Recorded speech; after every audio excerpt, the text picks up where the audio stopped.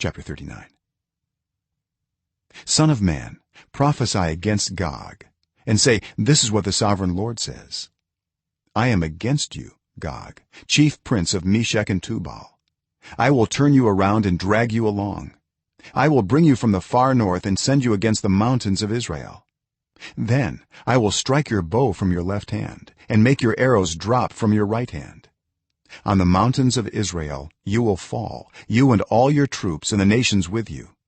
I will give you as food to all kinds of carrion birds and to the wild animals. You will fall in the open field, for I have spoken, declares the sovereign Lord.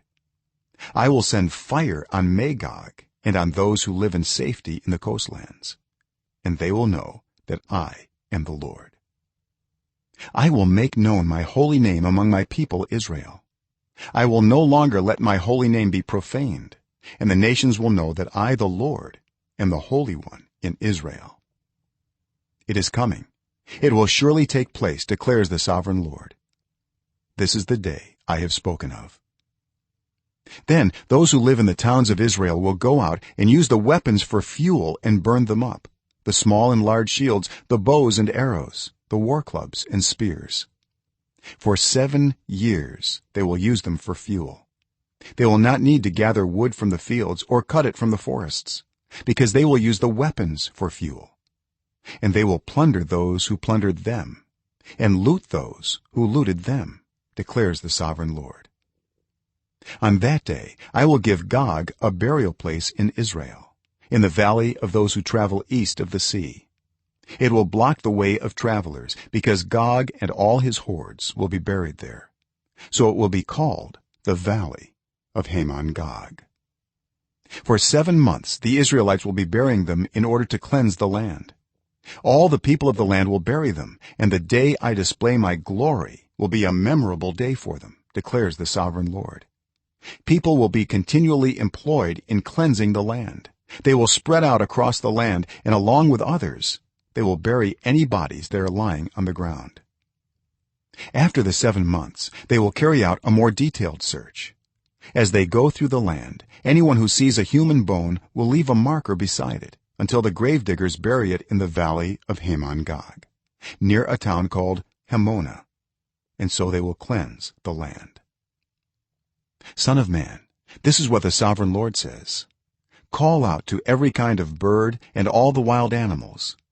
Assemble and come together from all around to the sacrifice I am preparing for you, the great sacrifice on the mountains of Israel. There you will eat flesh and drink blood.